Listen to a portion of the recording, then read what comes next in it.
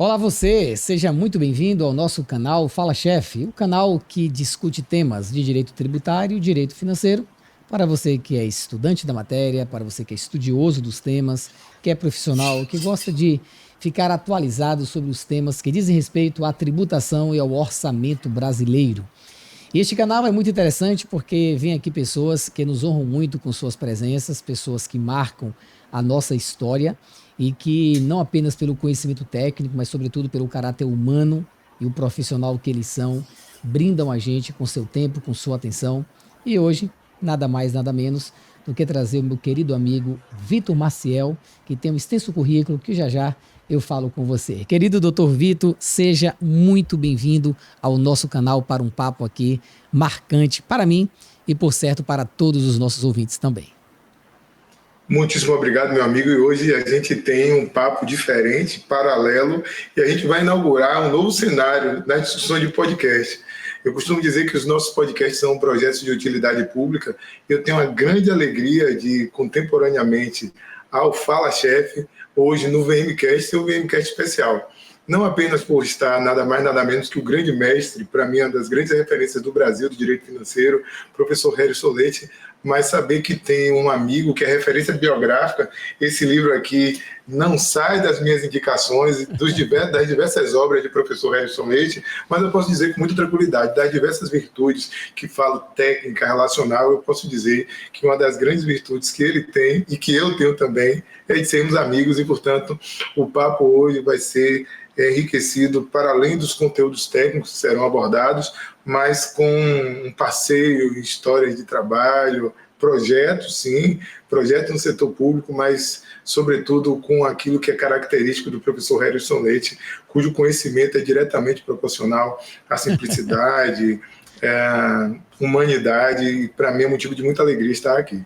Então, eu posso dizer com muita tranquilidade que, juntamente com o Fala Chefe, nós estamos no VMcast, o podcast da comunidade do setor público, onde discutimos o setor público além de normas e processos, e hoje estamos aqui batendo esse papo, que vai misturar diversos assuntos que envolvem o direito financeiro, a contabilidade aplicada ao setor público, as finanças governamentais, a reforma tributária. Vamos falar das experiências dos amigos que estão aqui batendo esse papo, vai ser muito bacana. Muito obrigado, professor Hélio, pelo convite. Prazer meu, e como você falou, é recíproco, porque eu nunca me esqueço, Vitor, eu não vou lembrar quantos anos atrás, mas eu diria há uns 12 anos atrás, estava no evento em Salvador, eu acho que foi, não sei em que hotel foi, cara, mas estava a Bahia toda em peso e eu vi aquele rapaz falando de modo tão magistral, envolvendo todo mundo com a sua fala, aquela palestra que contava uma história linda.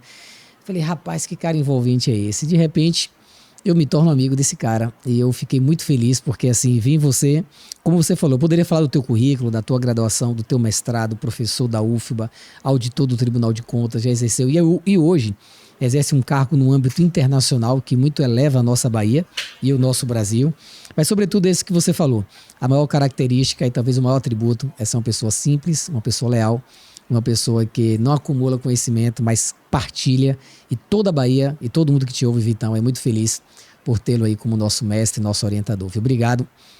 Eu fico feliz em estar participando do VMcast. Eu já, juntamente com você, já participamos de pós-graduações juntas, de eventos juntos, e muito me honra agora, nesse momento aqui, ter a tua atenção, tá bom? Vou começar um papo, você vai perguntando, eu vou perguntando, eu acho que vai ser, a gente vai inaugurar um momento e de repente a gente pode fazer outros encontros desses com convidados e a gente vai colocando aqui nossas experiências. Tá bom? Doutor Vitor, eu trabalho muito com o setor público, tá? E assim, eu noto que os prefeitos, eles chegam na prefeitura com aquela vontade de acertar. Ninguém entra na prefeitura para manchar o seu currículo.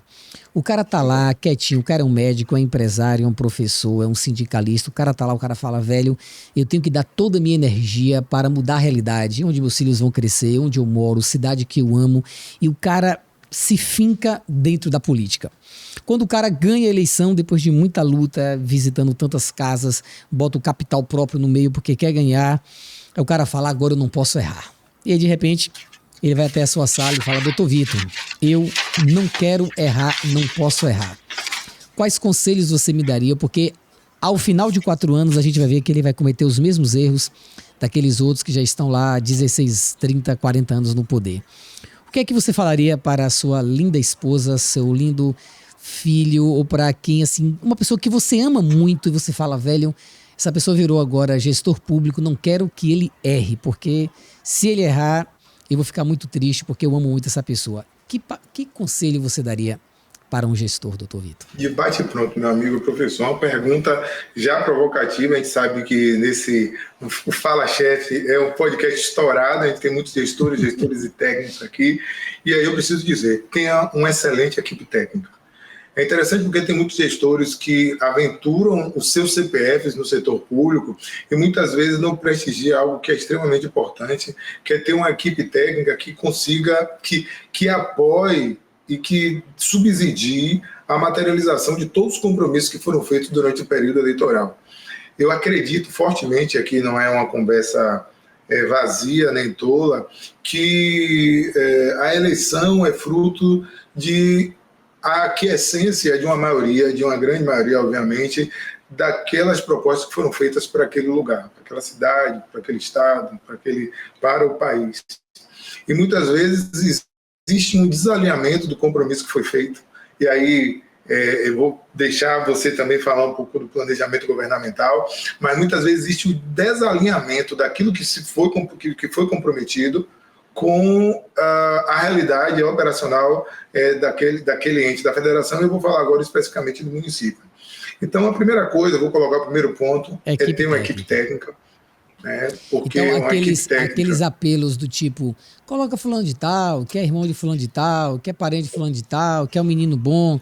Cara, não. O cara tem que apertar mesmo a equipe para fazer relatório, para fazer os demonstrativos, acompanhar a produtividade, a eficiência. Se não for técnico, for meramente indicação política, a gente pode entrar num grande buraco. Eu posso até dizer, só para não ser extremista, que em alguma medida, professor, se tiver a equipe técnica não ficar distrita, a equipe de apoio político não ficar restrita a atividades técnicas, e que em algum momento, nessa ambiência relacional, pode até acontecer. Aí eu não vou falar que existe uma oposição absoluta, mesmo porque a administração tem atividades que envolvem técnica, envolve a política relacional, e aqui eu não estou falando de políticas partidárias, que pessoas que subsidiaram durante o curso da campanha, por exemplo, em alguma medida são necessárias.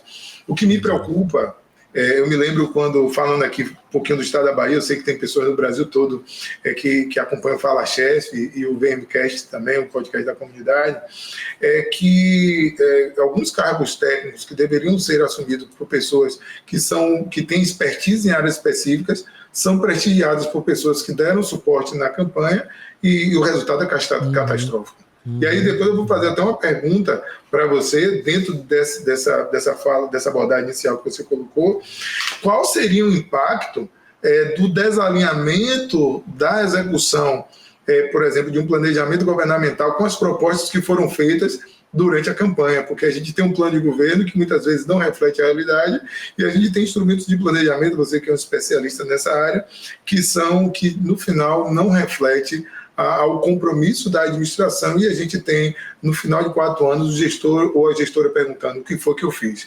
E aí, dentro desse questionamento que me foi feito, eu queria que você colocasse a importância desse planejamento, sobretudo para esse gestor que ouviu objetivamente essa fala minha e agora a fala na essa experiência. Pois é, esse tema nos aguça muito porque todo mundo que se candidata tem que ter um plano de governo, tá bem? E o que acontece, Vitor? Esse plano, embora tenha um registro formal, ele não passa de uma mera programação sem qualquer cunho jurídico. Em outras palavras, eu penso que deveria haver uma força, eu diria, vinculante entre o que ele planeja e deposita, se propondo a cumprir, com aquilo que de fato ele executará, para não ter estelionato eleitoral. Porque, por exemplo, eu posso chegar prometendo milhares de coisas. Vou fazer isso.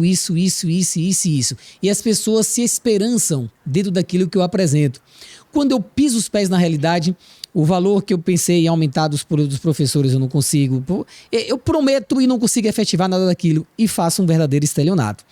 Então, Se houver uma certa vinculação da proposta dele com as leis de planejamento, PPA, LDO e LUA, e aí eu acho, Vitor, que é a sua praia também, que eu acho que todo candidato a prefeito, no mínimo, ele tem que aprender, ele tem que estudar, ele tem que saber. Ele tem que saber o que é PPA, o que é LDO, o que é LUA, o que é um planejamento. Porque, do contrário, diferentemente da União, que pode se endividar acima das suas receitas, os municípios não podem.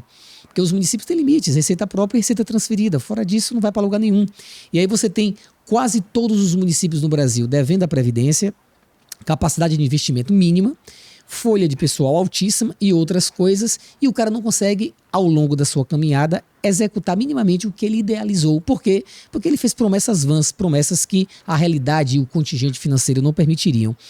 Então, o direito está na hora de marcar essas propostas para quem se planeja como candidato como normas vinculantes, de modo que poderia haver até uma certa sanção para aquele que promete e não cumpre, e não pelas impossibilidades econômicas, mas pela ausência de compromisso fático e responsabilidade com aquilo que ele se comprometeu. Ou então a gente tem que prometer o que é factível. Agora, por outro lado, nós eleitores vivemos de utopia. Ninguém vai chegar na prefeitura e falar, eu vou ser candidato para poder, não vou dar aumento. Geralmente a gente vive da utopia, do sonho. Eu acho que se um candidato fosse muito verdadeiro também, eu não sei se nós temos educação suficiente para concordar com uma política amarga de curto prazo que se reverterá depois em um benefício de superávit e de sobras fiscais para os direitos fundamentais. Eu quero pegar sua fala ainda, que a gente está na seara planejamento, a gente vai falar de vários assuntos aqui e é isso. Acho que a importância do nosso bate-papo é isso. Início de gestão, né? Eu quero depois fazer uma pergunta dessa sua experiência, né, tantos anos atuando no setor público, seja na procuradoria, seja na academia, seja como consultor. Mas uma coisa bem interessante, você falou PPA, LDO e LUA, e aí eu me lembrei de algo extremamente emblemático, né? Agora, abril, maio, as entidades vão começar a encaminhar seus projetos de lei de direitos orçamentárias. A gente está num ano importante, né, que é o ano do plano plurianual. As entidades precisam fazer um diagnóstico situacional para entender a realidade física e operacional do município e fazer um alinhamento de um planejamento que estava lá pensado no plano de governo e que se amolde com a realidade local. Isso é fato, porque a partir do momento que a entidade tem a experiência de iniciar uma gestão e executar políticas públicas, sobretudo as que remanescem no plano plurianual dos gestores anteriores, do gestor anterior, é possível já vislumbrar quais são os desejos para os anos vindouros. Mas aqui eu queria apontar uma coisa bem interessante de uma falta de preocupação com algumas entidades do planejamento. Ainda assim, eu falo isso há muitos anos, né? E aí a experiência do Tribunal de Contas, antes do Tribunal de Contas eu era executor de município, trabalhava como consultor, e esse ano são 19 anos já falando de Tribunal de Contas, 18, 19 anos. E eu vejo que entidades publicam a programação financeira, artigo 8º da Lei de Responsabilidade Fiscal. Pega o orçamento e divide por 12, né? O artigo 8º fala que 30 dias após a publicação do orçamento, as entidades encaminham a programação financeira, a meta de arrecadação e o cronograma de desembolso. É perceptível ainda a falta de compromisso, por vezes, o desconhecimento de entender o comportamento dos valores que vão financiar as despesas públicas, né? E aí eu queria, dentro dessa perspectiva que nós estamos aqui falando, nessa partícula de conversa do planejamento, ouvir essa sua experiência sobre a potencialização desses caminhos de arrecadação. Existe, de um lado, uma realidade fática, que é um planejamento que muitas vezes a entidade não olha o que vai receber para prospectar o que vai gastar. Então, a realidade é o endividamento, a gente tem rezas a pagar que estão aí, dependência de transferências e afins, e, por outro lado, a necessidade de potencializar, para não falar que tem que cortar apenas gastos, porque é um caminho para fazer o equilíbrio, que é a proposta da LRF, mas também um caminho de potencializar os caminhos para as fontes de receita fazer jus a essas necessidades. Você poderia aí, é uma pergunta que a turma do VMCast, seguramente do Fala Chefe, tem interesse em saber, algumas estratégias basilares para a potencialização da arrecadação, meu amigo? Meu doutor, são muitas, é um tema realmente que eu gosto de falar demais, tá? Porque o prefeito ele tem que pensar o seguinte, Diferentemente de Vitor ou de uma pessoa que tem um salário, perfeito? Eu ganho todo mês, hipoteticamente, 10 mil e eu sei quanto ganho e quanto gasto. Sei o que posso fazer. O prefeito, ele, na parte da receita, ele não tem muito controle, porque se o município depender 90% das transferências, pode ter oscilação no imposto de renda e no IPI, atrapalha o FPM e ICMS, ele não tem controle de quanto entra. Por outro lado, nas despesas, as despesas são sempre crescentes.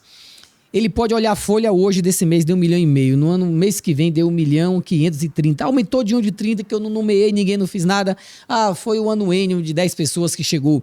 Então, assim, se ele não tomar pé dessa situação, e se ele não tivesse um controle da sua receita, mirando naquilo que ele pode fazer, que é a receita própria, ele vai ficar sempre com essa falta eu diria, de base para se planejar. Então, entrando aqui na receita própria, há potencialidades demais, Vitor, e que demandaria muita mais atenção, porque assim, para cada tributo tem uma potencialidade. E isso eu chamo muita atenção, e aí eu vou fazer meu costumeiro breaking news, tá bom? Porque o que acontece? Cara, a média da receita arrecadada a partir de agora será a média que a União poderá recompor ao município na hipótese de a reforma tributária resultar em perdas do tributo próprio, que é a substituição do ISS para o IBS. Então, os prefeitos têm que ficar agora atentos, porque tem que chegar no ISS agora, que a depender do município é a maior fonte, e caprichar. E como é que capricha? Meu amigo, eu estava ainda hoje falando de leis que alteram o IPTU. Agora, Vitor, eu poderia falar aqui rapidamente, IPTU. A reforma tributária permitiu atualizar IPTU por decreto. Cara, como é que o prefeito não aproveita essa oportunidade de soltar um decreto no lugar de mandar projeto de lei para a Câmara? Verifica se o Código Tributário tem critérios gerais e já aumenta o IPTU, meu irmão. Se o IPTU já aconteceu o fato gerador em 1º de janeiro, só vai dar para o ano que vem. Mas ele pode por decreto, só depende da vontade dele e de mais ninguém melhorar o IPTU. Faça um georreferenciamento urgente, porque georreferenciamento serve tanto para o IPTU quanto para a regularização fundiária, que dá a titularidade dos imóveis, o que é uma medida política para proteger as pessoas que não têm propriedade plena. Em relação ao ISS, fiscaliza os bancos, convênio com o Estado da Bahia para pegar movimento de cartão de crédito e débito para também fiscalizar, excluir as empresas do Simples Nacional que porventura declaram menos do que emitem nota fiscal, modificar a base de cálculo do ISS da construção civil, que o STJ disse que não pode mais deduzir materiais. Meu amigo, é tanta coisa que dá para ele fazer. Então, assim, eu diria que o prefeito ele tem que pegar o secretário de finanças e falar: secretário, você tem você é bifocal, você foca aqui em pagar a folha em dia, em fazer uma triagem nas despesas. Agora, cara, você tem que pensar muito mais em como botar dinheiro para dentro. E os poucos movimentos econômicos que tem no município, ali dá para você tirar um dinheirinho ainda, Vitor. Então, assim, se você quiser um dia marcar um papo no nosso VMcast, beleza? Só para falar como incrementar as receitas do município, eu teria o maior prazer, porque eu sei que isso vai bombar, dada a experiência que você tem de levar para os teus ouvintes medidas que melhoram as finanças públicas. Agora, se o prefeito ele não tiver a firmeza e a sensação de justiça fiscal com progressividade para cobrar mais do rico e menos do pobre, ele vai ceder no primeiro fronte que chega aquele cara de Hilux que o IPVA do carro é R$8.000, mas o prefeito aumentou o IPTU para R$400 e o cara não quer pagar. Fala: meu irmão, você tem condições de pagar. O pobrezinho eu alivio, mas você não. Se o prefeito não tiver essa sensação de enfrentar esses desafios logo no início do mandato, ele vai perceber que perdeu uma grande oportunidade de fazer justiça fiscal com as receitas próprias. Agora você tem noção que você terminou, você acabou o podcast agora? Não, você está rindo, eu estou falando sério.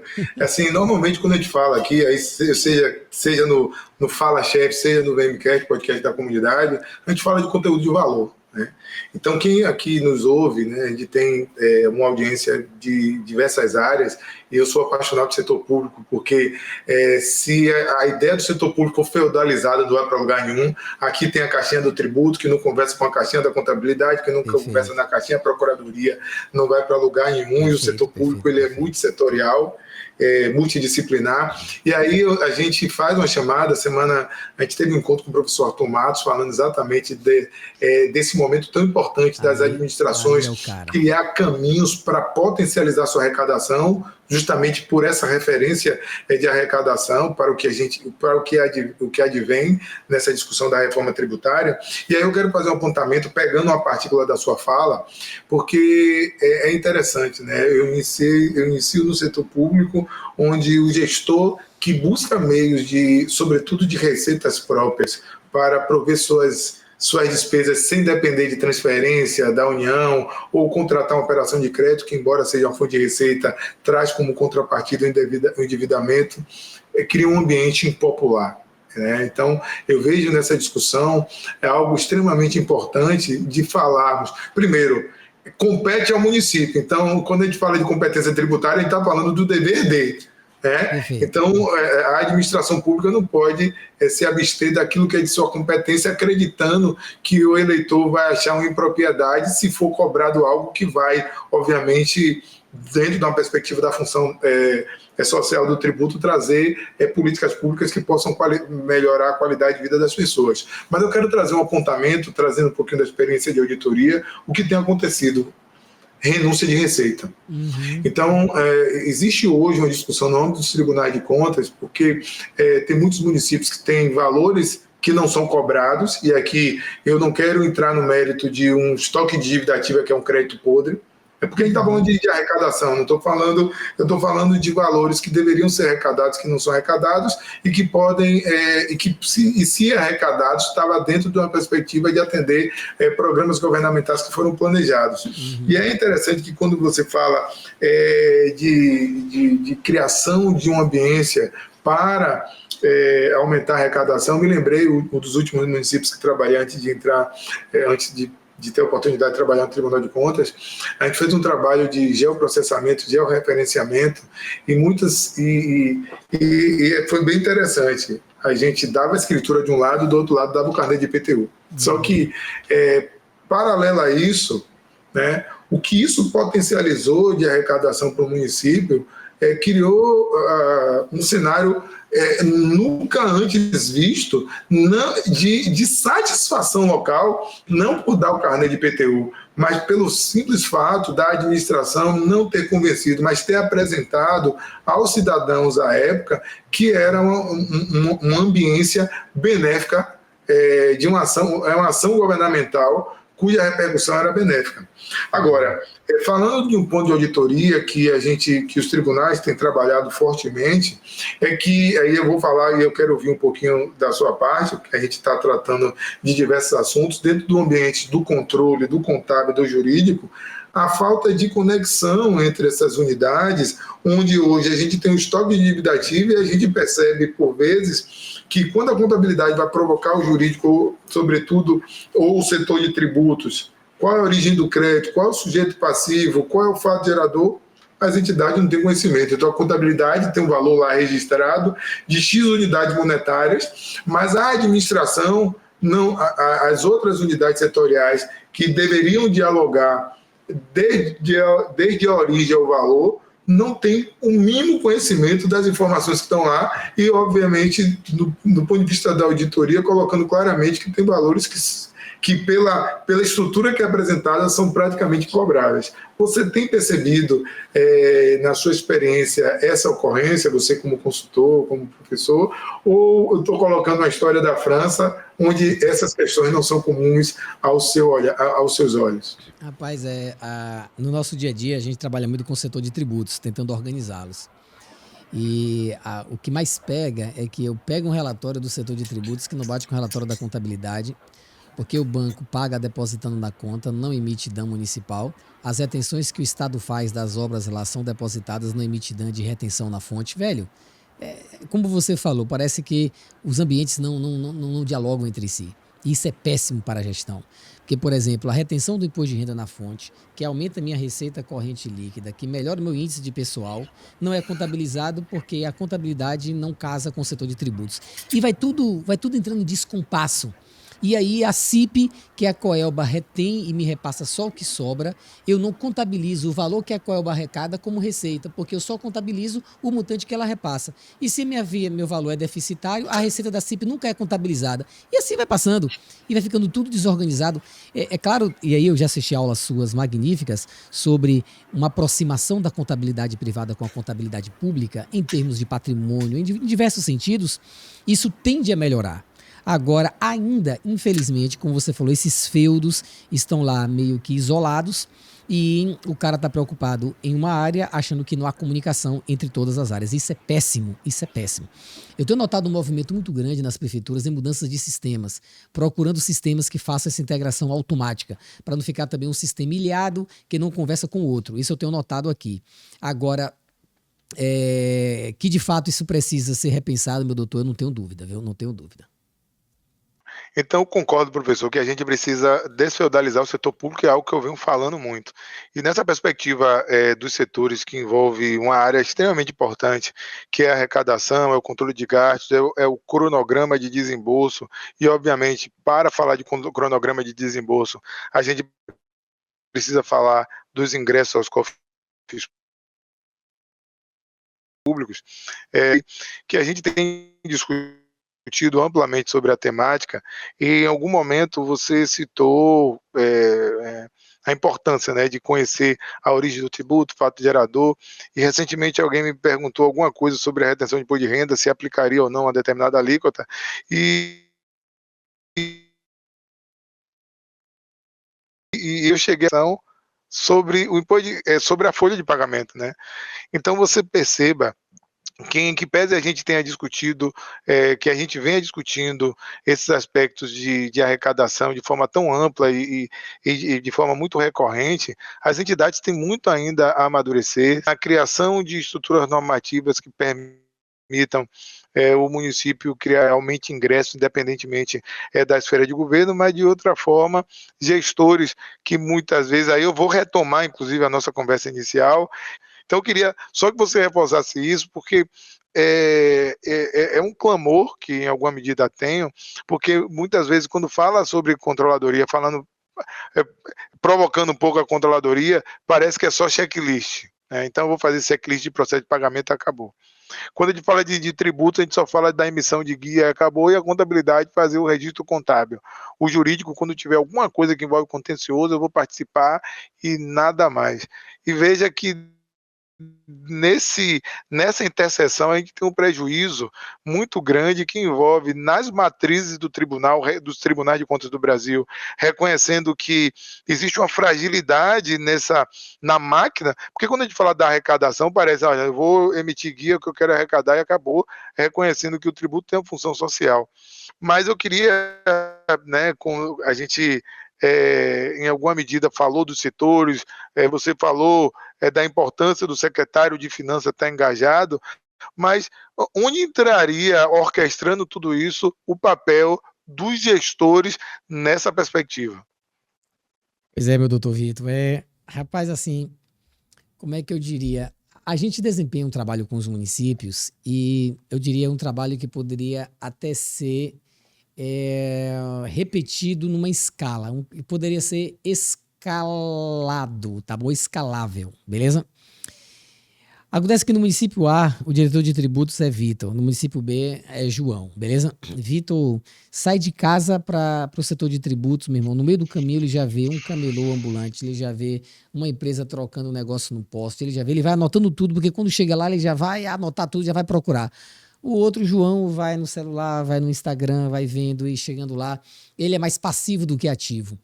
Então, assim, se nesses lugares estratégicos você não tiver pessoas que botem assim paixão, que botem coração, que botem bem a razão e que botem técnica, que botem estudos, velho, o mesmo trabalho desenvolvido em dois lugares, em um trabalho você triplica a receita própria e no outro nada muda. Porque depende muito de quem está na ponta com essa sagacidade, entendeu? Daí a importância, como você falou, que foi a primeira pergunta que eu te fiz, Harrison, escolha pessoas técnicas. Cerque-se de boas pessoas técnicas. É claro que, como você falou, também não é apenas a tecnicidade. A área pública existe um manejo um pouco diferente, mas assim, nessas áreas que a gente está falando, cara, se Se o município tiver um real circulando, ali tem tributos. Há municípios muito pobres, há município que não tem uma indústria, que não tem uma empresa grande e que há pouca capacidade de arrecadação. Daí que tem PEC querendo reduzir a quantidade de municípios por uma suposta ausência de capacidade própria de arrecadar alguma coisa. Mas há outros municípios, ao contrário, tem uma grande capacidade de arrecadação, mas que o município fecha os olhos. Se o contribuinte pagar, pagou. Se ele não pagar... Ora, na área do Simples Nacional, há uma sonegação horrível. Os MEIs não pagam tributos na sua grande maioria. Ah, Harrison, ele só paga R$10 para o município. Pô, no município tem 1000 MEIs. Bota aí 5 anos que o cara não pagou nada. Agora veja o que isso significaria em uma gestão. Então, assim, há muito que se explorar. E há muito que se dialogar, com certeza, com todos esses setores, meu doutor. Não tenha dúvida, não tenha dúvida. E aí eu volto, a gente... Desculpa, eu volto até para você, meu doutor Vitor, porque o que é que eu percebo é que na área pública, ao final e ao cabo, na modernidade que nós temos, na era da técnica, está tudo muito vinculado a esse âmbito de tecnologia, dessas melhoras. A gente vê agora o caso dos Estados Unidos, que é um caso bem emblemático, em que pegou-se um cara de tecnologia, colocou-se lá no departamento de eficiência e o cara conseguiu pegar, eu não estou nem dizendo que está certo ou está errado, mas ele conseguiu pegar dentro de sistemas técnicos de controle, de algoritmos, e numa clicada ele descobriu um monte de coisa. E eu percebo que ainda a gente tem muito município com papel, o boletim de cadastro imobiliário no papel, os agentes comunitários de saúde no papel, tudo muito atrasado, muito arcaico. E você, que entende muito mais de eficiências e é sempre mais tecnológico do que eu até lhe devolvo essa pergunta: como é que a tecnologia tem impactado, Vitor, as auditorias públicas também? Como é que você hoje precisa ainda fiscalizar processo a processo, ou a gente já está desenvolvendo uma tecnologia tamanha que aumenta e aperfeiçoa a eficiência aqui dos gastos públicos, Vitão? Bem interessante, porque eu tive... Na verdade, a gente é de uma geração que vive um avanço do processo tecnológico diferente de qualquer uma. Digo isso porque, por exemplo, a geração que nasce hoje já nasce com inteligência artificial, as discussões do Big Data, e hoje para você abrir um banco, basta ter um celular e acabou, e por aí lá vai. Eu tive a oportunidade de prestar muito contas entregando caminhão de documento para o Tribunal de Contas, que hoje me encontro na condição de auditor. E vejo nos últimos anos o avanço, né, da utilização da tecnologia. Quando a gente fala da automação dos processos administrativos, obviamente tem uma relação direta com o avanço do processo tecnológico. Então, quando a gente fala do sistema de captura de dados nos tribunais de contas do Brasil, Aldesp São Paulo, Sagres, Sigfis Rio de Janeiro, TCM e SIGA aqui no estado da Bahia, e no Brasil todo a gente tem sistema de captura de dados. Paralelo a isso, cria-se uma ambiência para análise automática de contas. Então, o feeling do auditor não deixa de ser prestigiado, mas a tecnologia termina dando celeridade a uma série de processos que eram executados de modo, em alguma medida, artesanal. Eu vou dar um exemplo muito simples, já que a gente está falando um pouco de arrecadação e a gente tem muita coisa ainda, algumas coisas ainda para discutir, até pelo avançado tempo, mas quando a prefeitura lança o carnê de IPTU, por exemplo, historicamente, agora eu quero transitar um pouquinho no jurídico, contábil e com tributos e controle. Então, houve o lançamento do carnê de IPTU. O controle deveria estar acompanhando se seguiu a liturgia para, desde do reconhecimento do crédito até a legitimação daquele que recebe o carnê para fazer o pagamento. Muitas vezes não faz. A contabilidade, por sua vez, deveria registrar o direito, porque aconteceu o fato gerador contábil. Aqui eu não estou entrando no mérito do CTM, que traz os elementos do fato gerador jurídico, fato gerador do tributo. Então, existe uma diferença entre fato gerador contábil e fato gerador jurídico, onde o jurídico está preocupado dos elementos que fazem daquele sujeito passivo, detentor, trazer a obrigação do pagamento e o objetivo do recebimento. No caso do fato gerador contábil, o reconhecimento do direito no patrimônio, reconhecendo que o direito é ativo, crédito a receber. Perfeito. Hoje é importante, aí vou pegar esse exemplo do IPTU, no advento da tecnologia de informação, é possível que o próprio sistema dos tribunais do país consigam identificar pelo código da Receita e pela natureza do tributo, se lá na contabilidade houve o reconhecimento daquele direito e, portanto, a Maravilha. apresentação da demonstração contábil ela é qualificada a partir do reconhecimento desse fato gerador contábil. Top, Muitas maravilha. entidades ainda só reconhecem a receita no momento da arrecadação. Logicamente, como os tributos têm natureza diferente, fatos geradores diferentes, existem particularidades das entidades, de acordo, inclusive, da estrutura tributária, né, da estrutura tecnológica que possibilita isso ser totalmente automatizado. O Maravilha. fato é que, numa perspectiva de auditoria, veja que uma entidade que não tiver essa conexão setorial, e aí eu quero quero lançar luz ao que a Secretaria do Tesouro Nacional vem reforçando, que é a portaria 634 e 548, 2013 2015, do plano de implantação dos procedimentos contábeis patrimoniais, que parece que a gente está falando só de contabilidade, mas a gente está falando de transparência da informação, ela ser apresentada de acordo com todos os elementos essenciais permitem que a apresentação seja legítima e que muitas vezes não acontece.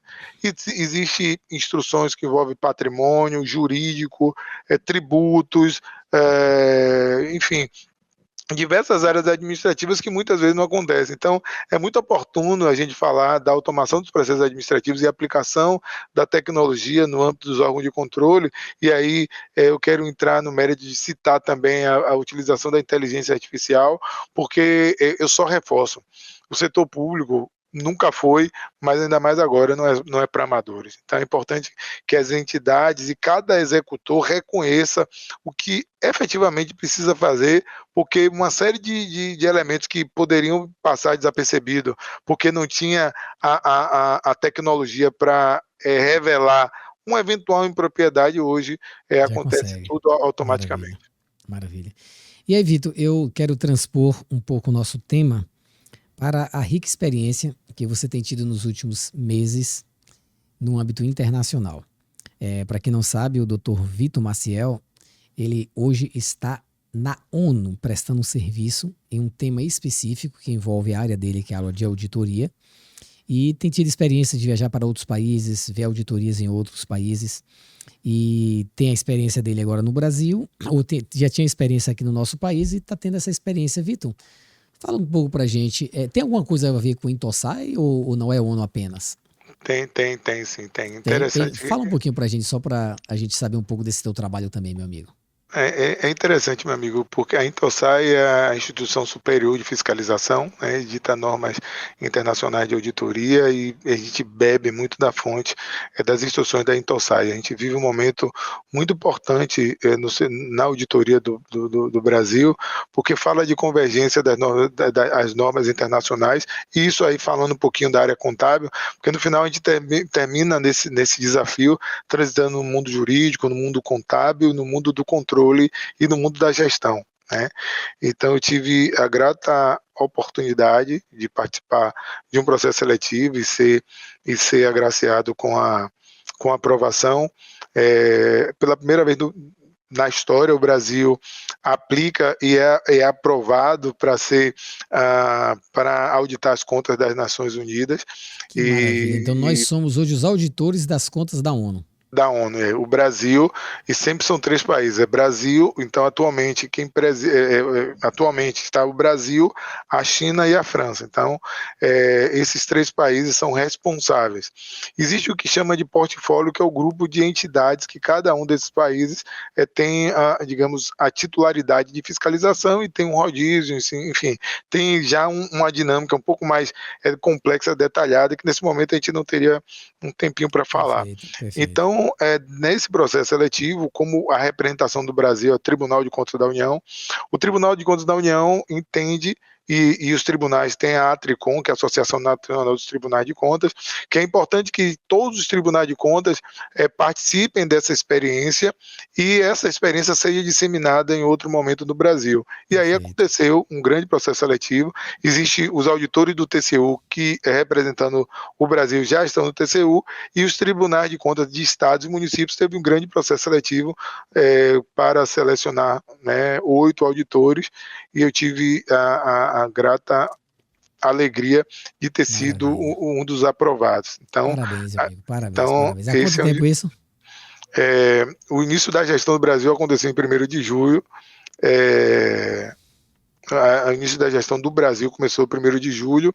O resultado de seleção saiu abril, se não me engano, abril, maio, e aí eu me afastei do Tribunal de Contas. Então a gente, durante um determinado período, a gente vai ter essa contribuição, e nesse trabalho a gente tem uma oportunidade de aplicar as normas internacionais de auditoria, interpretação na perspectiva da parte contábil das IPSAS, que são as normas internacionais de contabilidade aplicadas ao setor público, e entendendo um pouquinho das normas da ONU, né, uma entidade multigovernamental com 193 Estados-membros contribuindo, enfim, é uma experiência riquíssima. A gente teve, nos últimos 6 meses, já tive a oportunidade de participar de alguns projetos, incluindo Missões de Paz, onde a gente audita a aplicação dos recursos das Nações Unidas naquele país, e dentro da perspectiva das normas internacionais de auditoria, que, diga-se de passagem, o Brasil tem, nos últimos anos, vem avançando bastante e já começa a aplicar no âmbito das entidades do Brasil, estados, municípios, União. Então, matemática é matemática em qualquer lugar, perfeito? É verdade, é verdade. A gente pode dizer, então, que o Brasil está avançado em termos disso. Nós temos hoje os parâmetros internacionais utilizados para a auditoria desses órgãos internacionais, eles são próximos dos parâmetros usados para as nossas contas internas? É o que o Brasil vem construindo, né? Então, o Brasil preside, se eu não me engano, a gestão do Brasil, nos últimos anos, Harrison, vem avançando significativamente. O Brasil estava presidindo a Intosai. Então, veja, eu não sei se saiu recentemente ou continua, mas a gente tem, enfim, o presidente Bruno Dantas vem fazendo um trabalho importante no âmbito da auditoria. Recentemente tenha tido dados, eu não sei se isso envolve o judiciário, que é uma percepção de que no Brasil os controles envolvendo corrupção em recursos públicos parece que, não sei se do ponto de vista só midiático ou não, e também não sei se isso é atrelado à percepção em relação ao judiciário, mas a gente anda meio com no imaginário preocupado com esse tema da corrupção no setor público. Tem muito no setor privado, não tenha dúvida, e tem muito no setor público. E o seu papel como auditor é justamente escrutinar até essa sutileza para saber o que é verdade, o que não é. Porque tem muitos fatos políticos que envolvem um país muito dividido, dilacerado em termos de, eu diria até, de uma esperança de melhoria. E eu não sei assim, na sua percepção, Vitor, você tem 19 anos de Tribunal de Contas, é isso? 19 anos de Tribunal de Contas. Eu estou fazendo agora em maio, né? Em maio, né? Comecei em 2006 no TCM, cara. Que maravilha, é uma vida. A minha dúvida é, esses 19 anos auditando, fiscalizando com a experiência internacional, você acha que estamos melhorando, Vitor? Ou os mesmos gargalos encontrados atrás existem hoje com nova roupagem?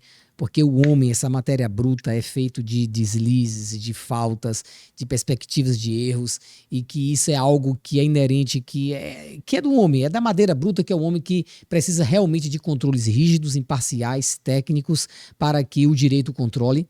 Ou você acha assim, cara, eu já vi coisa muito pior e hoje está melhor? Rapaz, é uma pergunta difícil, complexa, mas ao mesmo tempo que guarda uma relação.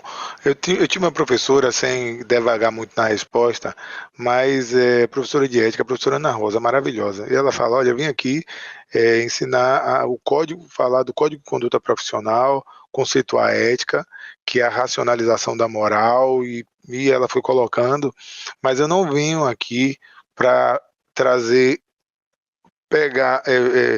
construir cidadãos éticos a partir de uma matéria apresentada no semestre. Perfeito, concordo. Então, dentro dessa dimensão, eu não sou romântico em dizer onde tem ser humano, existe a possibilidade, a potencial possibilidade de haver desvios de conduta, comportamentos que vão de encontro a valores éticos, morais e que podem macular toda uma administração. Você que tem uma forte militância no setor público sabe que até pessoas que não são da área pública até entender o valor do nosso trabalho, mas a área pública é complicada. Você pode ter vínculo, pode não ter. Tirando a atividade acadêmica, que às vezes quando a gente está discutindo em sala de aula parece algo muito etéreo, romantizado. Então eu gosto de viver o setor público muito mais que eu acredito, aquele setor público que é capaz de mudar vidas. Hoje eu tenho a alegria de dizer que sonhava em trabalhar no tribunal que já falasse de efetividade de gasto, e hoje, falando aqui do Tribunal da Bahia, a gente tem projetos importantes de fiscalização na área de educação, que está preocupado com, por exemplo, a aplicação da cultura africana brasileira indígena, a Lei 10.609, enfim, a gente discute matérias que envolvem a aplicação de recursos da saúde, para além da aplicação do indicador, né, falando aqui educação, saúde 15%, 25%, mas saber se aquela política pública traz impactos sociais. Então, traz impactos à sociedade. Então, hoje a gente já vive essa discussão e é algo, para mim, que é tão valoroso quanto falar que as práticas que hoje no Brasil já se discute de auditoria são práticas que se amoldam àquilo que a gente está auditando na entidade internacional. Então, lógico que a gente passa por um processo de avanço, todo dia a gente tem que estudar, todo dia a gente precisa avançar, mas hoje, por exemplo, a gente sabe que nosso podcast, muitas pessoas vão compartilhar, vão discutir, e vamos aproveitar aqui, professor Harrison, pedir para que as pessoas curtam, né, porque é de utilidade pública, né, nosso bate-papo aqui no Fala Chefe, no VMcast também, compartilhem e que, se achar que faz sentido, assista mais vezes. Mas aí, voltando, e aí eu quero perguntar, paralelo a isso, porque eu quero entender também, Harrison, da sua experiência internacional, porque quando as pessoas começavam aqui a falar de direito financeiro na faculdade, você estava fazendo seu doutorado fora do país. Eu quero que você fale para a turma aqui nossa, aqui no VMcast, e obviamente a turma do Fala Comunidade, que agora Fala Comunidade, é o Fala Chefe. Nome bonito, eu gostei, Fala Comunidade. Porque Fala Chefe, como começou essa trajetória sua, né, tão bela também na atuação no setor público, mestrado, doutorado, Universidade Federal? Fale um pouquinho também. Rapaz, eu sempre gostei de lecionar e eu tentei fazer vestibular para medicina e perdi. Então eu me especializei em Química, Física e Matemática. Sério? Química, Física e Matemática eram as minhas matérias. Então, eu cheguei a ser professor de Química e tal, mas é fato que quando eu entrei na faculdade de Direito, que eu vi Direito Tributário, eu me apaixonei. Aquele negócio de número, de cálculo, eu fiquei vidrado naquilo. E, de repente, eu fui estudar um tributo que era contribuição social. E esse tributo diz que o dinheiro arrecadado deve ir para um lugar. Tipo assim, a CIP, Contribuição de Iluminação Pública, o dinheiro deve ir para manutenção agora, né? Sistemas de monitoramento, tal. E aí eu percebi que no âmbito federal as contribuições eram arrecadadas, o dinheiro ia para qualquer outro lugar que não destino que justificou a criação do tributo, e o Supremo não declarava o tributo inconstitucional, porque o destino do tributo não macula o tributo em si. Aquilo me angustiou. Aí eu fui estudar orçamento. E aí fui estudar as leis orçamentárias. Pô, como é que o cara cria um tributo dizendo que vai para a Previdência e tira 20% pela DRU, bota em outro lugar? Isso não dá em nada. Como é que o cara não aplica? Eu fiquei estudando isso, aí eu fui gostando de financeiro e eu percebi que o tributarista, ele se preocupa muito com o dinheiro que sai do bolso, mas ele pouco se preocupa para onde vai esse dinheiro. Se o dinheiro é desviado ou não, isso não é tema meu. E como o judiciário disse que o desvio do dinheiro de um tributo não macula o tributo, cortou-se a importância de se estudar o destino. Porque se o destino maculasse o tributo, todo mundo ia fiscalizar o destino. Eu falava, meu irmão, se você não aplicar o dinheiro da contribuição da iluminação pública, você não precisa do dinheiro, me devolva. Ia ser uma fiscalização da zorra. Só que, infelizmente, o Supremo cortou essa ligação entre tributário e financeiro. No meu estudo de financeiro, eu me apaixonei. Aí foi uma paixão louca, e aí eu fui estudar no Rio Grande do Sul, na Federal, depois eu fui fazer esse doutorado lá no exterior, o sanduíche, E lá eu percebi que ninguém estudava esse negócio de intervenção do judiciário no orçamento, esse judicialismo todo que tem no Brasil não era muito frequente lá. E eu percebi que tinha muito espaço para poder estudar esse tema no Brasil. Aí voltei estudando orçamento, estudando esses temas todos, de sorte que eu me apaixonei. Quando eu volto, o direito financeiro se tornou a matéria obrigatória dentro das faculdades. Nenhuma faculdade tinha direito financeiro ainda. E foi uma mão na roda, porque eu dava aula de financeiro estudando por Aleomar Baleeiro, pelos clássicos. Ninguém sabia onde ler. E os alunos, professor, me dá o seu material de aula. Eu preparava a apostila, distribuía. Um dia eu falei, velho, eu acho que essa galera tá precisando de um conteúdo para poder guiá-los. Aí foi quando fiz o manual, há 14 anos. Então, acho que está na 14ª edição. E aí esse negócio deu certo, porque hoje é a disciplina obrigatória nos concursos públicos. Se um gestor entra e não sabe o que é orçamento, ele tem uma visão caolha da vida, porque quem não estuda orçamento acha que tudo pode. Acha que a Constituição diz que tem direito daquilo, e tudo é possível ser protegido. Cara, sem dinheiro não tem proteção de nenhum direito fundamental. Então, estudar direito financeiro e orçamento público, eu percebi que eram assim, era o ponto fulcral para equilibrar gastos públicos, judiciário, proteção de direitos fundamentais, e aí, por aí fui levando aí a minha matéria. Que massa, cara. Que massa. Agora você tem que falar, né, velho? O cara é citado no Supremo, né? Nada. Tá em referência. Nada do que isso é massa, cara. Porque isso não é um ambiente de vaidade, isso é coroar um sacrifício, sabe? Foram anos assim. Eu vejo a diferença de um estudo feito com, eu diria, com muita verticalidade e muita concentração.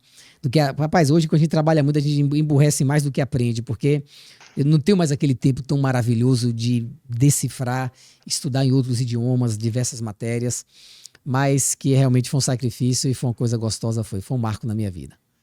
Tá vendo? Então, assim, mas isso me orgulha, né, desde quando eu posso, do fundo do meu coração, lhe chamar de amigo, porque quando muitas vezes o trabalho não é valorizado e nem sempre a gente fala da contraprestação, a contraprestação nem sempre é só o dinheiro, né? Então, a contraprestação é o reconhecimento de um trabalho que é feito com afinco, com cuidado, e você é merecedor de todos esses reconhecimentos, sobretudo no âmbito da academia, onde os alunos e amigos que conheço indistintamente falam do seu trabalho, e isso me deixa muito feliz, porque você merece. Mas eu quero falar com você também um pouquinho, né? A gente já tem, não sei quanto tempo a gente está aqui conversando, mas a gente já possivelmente acredito, a gente tem mais uns 15, 20 minutos aqui, mas a gente está em início de gestão, a gente tem percebido nesse processo de transição, a gente teve a transição governamental recentemente, e a gente tem administrações que inauguram, né, inauguram uma gestão, novos administradores e administradoras que inauguram a gestão, encontrando o município, a administração, em um ambiente totalmente calamitoso, falo nessa perspectiva financeira. Eu queria que você, dentro da sua experiência, né, de anos, seja na consultoria, atividade acadêmica, procuradoria, me dissesse o que é que você tem visto por aí, inicialmente, e depois o que é que nessa organização da casa você poderia, digamos, recomendar para aqueles e aquelas que nos assistem e que nesse momento não sabem o que fazer. Porque eu estava conversando com o professor Arthur no último podcast que a gente falou, lógico que a gente tem um marco, os 100 primeiros dias que tem que falar, mas é muito mais algo imagético, etéreo, político, e a gestão ela vai correr. Mas o que é que você poderia, com a sua experiência, falar, e aí eu vou retornar a pergunta para essa galera aí que está chegando e que está nesse ambiente aí cataclísmico? Você se refere apenas ao setor de tributos ou à gestão como um todo? A gestão como um todo, mas eu quero que você foque a tributos, a atuação também de procuradoria, né? A sua voz nessas temáticas. Eu vou fazer até uma certa propaganda de um trabalho que a gente desenvolve. Para quem quiser nos acompanhar, toda quinta-feira, 15h, eu tenho uma live ao vivo com setores de tributos de diversos municípios. E eu tive 2 lives agora em janeiro falando o que fazer nos primeiros 30 dias de gestão no setor de tributos.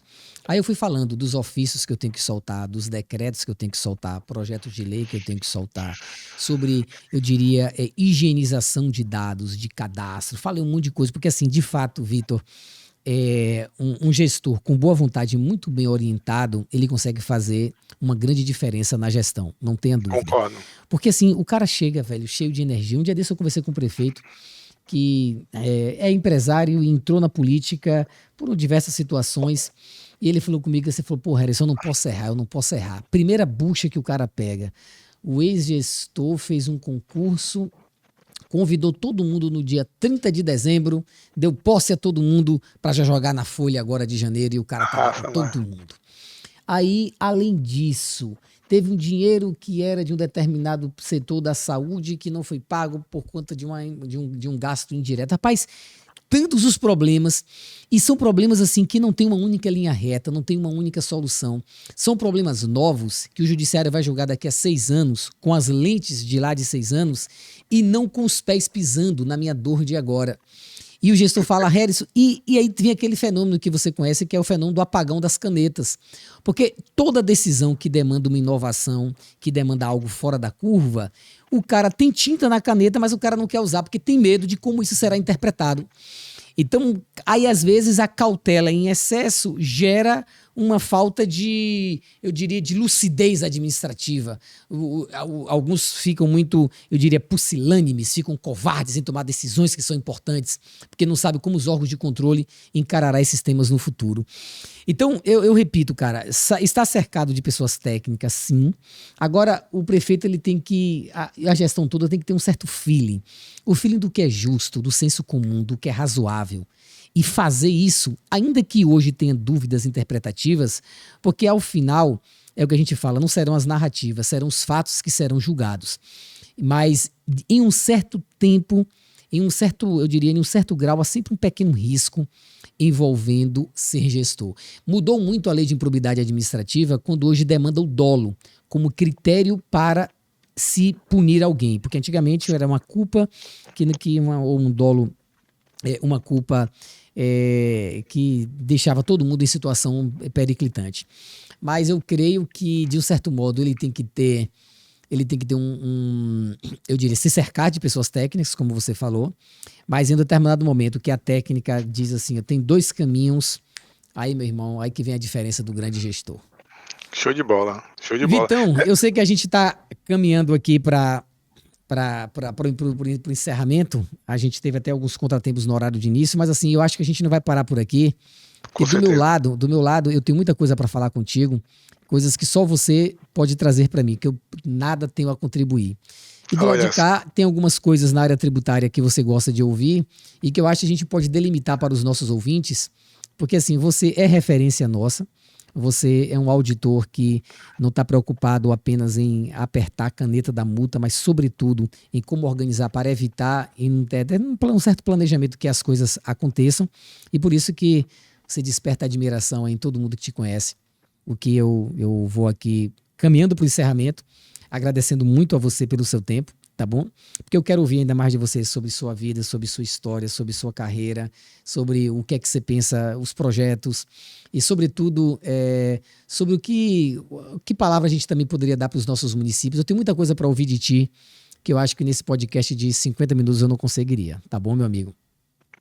O tempo passa rápido, né? A gente vai conversando e quando menos espera, a gente vai chegando ao fim. Eu, não como retribuição educada, mas você sabe, pelo tempo que você me conhece, que eu não tenho a mínima vocação para falar as coisas que não são verdadeiras. Você sabe que para mim você também é uma referência, o respeito e a admiração que eu tenho por você é grandioso por tudo que você produz e pela pessoa quem você é. Então eu quero mais agradecer você pelo convite, dizer à turma do setor público que eu não vou abrir mão nunca de dizer que o setor público é um ambiente de oportunidades e que a gente tem, como diz a oração, eu cresci nesse ambiente de fé, e minha mãe fala, e as orações dizem que a messe é grande, poucos são os operários. Então, aqueles e aquelas que querem entender muito mais do setor público e trazer como oportunidade, a gente está diante aqui do grande mestre, professor Harrison, um amigo que você fala também, está à disposição para discutir o setor público. E eu quero só, antes de mais nada, falar para aqueles que estão iniciando a administração que tem que botar a bola no chão. Eu costumo dizer, muita calma nessa hora. Eu quero só pegar uma parte da sua fala, né, porque tem algumas administrações, eu fiz até um e-book, né, e a turma aqui, aproveitar aqui, @professor Vitor Maciel e aqui para a turma do Fala Chefe. Verdade, Harrison né? Leite e @Vitor Maciel. Harrison Sigam-no, Leite. porque as dicas que Vitor dá no Instagram dele, meus amigos, boas demais.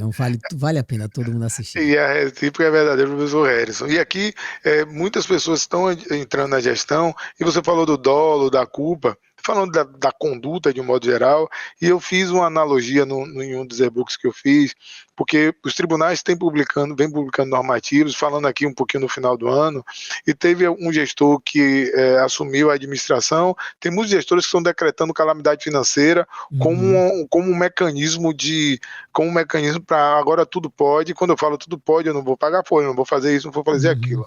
Primeiro que não é um instituto que está positivado na lei de responsabilidade fiscal, que está ali descrito calamidade pública, e eu vi alguns textos confundindo uma coisa com a outra. Inclusive eu vi um decreto, Harrison, colocando as restrições do artigo 65 da Lei de Responsabilidade Fiscal, que suspende alguns efeitos fiscais do 23, 31 e 70, que está lá no artigo 65, e falando da decretação, uma confusão. E aí é isso que eu falo, vamos muita calma nessa hora. E eu entendo que a calamidade financeira é muito mais uma forma de publicizar um ambiente cataclísmico financeiro do que está ali na administração, do que um instituto que está positivado, um dispositivo que vai fazer uma série de flexibilizações.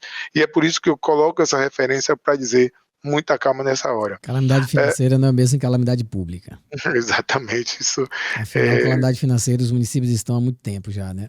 Exatamente. Então, terminando minha fala, eu vou pedir para que também você coloque sua fala final para a turma da comunidade setor público, do VMcast, mas dizer que é calma nessa hora, muita temperança, os gestores que buscam a equipe técnica, que foi um dos focos aqui da nossa fala, entender que a administração pública é processos, pessoas e sistemas, falar que a gente colocou alguns aspectos de arrecadação, mas a arrecadação vai viabilizar a execução de políticas públicas, e os órgãos de controle vêm falando de efetividade do gasto, e é interessante que a efetividade não é eficiência, eficácia, que é projetar uma meta e cumprir a meta, mas é o resultado da ação da política pública. Então, eu desejo a todos aqueles que executam, falo aqui técnicos, e falo aos gestores que vivem no setor público pensando que o resultado da gestão é pensar que aquela promessa governamental para melhorar a qualidade de vida das pessoas e transformar a sua cidade, falando especificamente de município,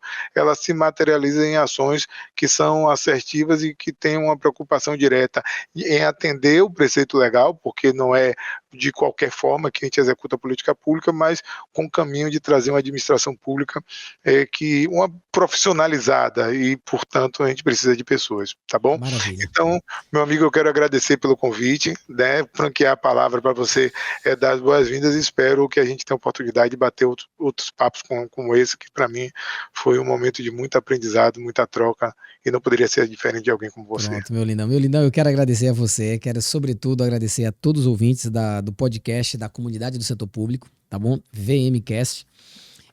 Vitor, você tem sido um grande entusiasta, eu vejo nos cursos que você promove, o quanto que você quer que esse negócio dê certo. Você quer que o gestor público ele se sinta empoderado de conhecimento para fazer o seu melhor, porque afinal os nossos filhos moram aqui, nossa família mora aqui, a gente é brasileiro, a gente não desiste nunca, a gente crê que um dia a nossa nação será melhor. E são pequenos pontos como esses, pequenas contribuições como essas que fazem mudança.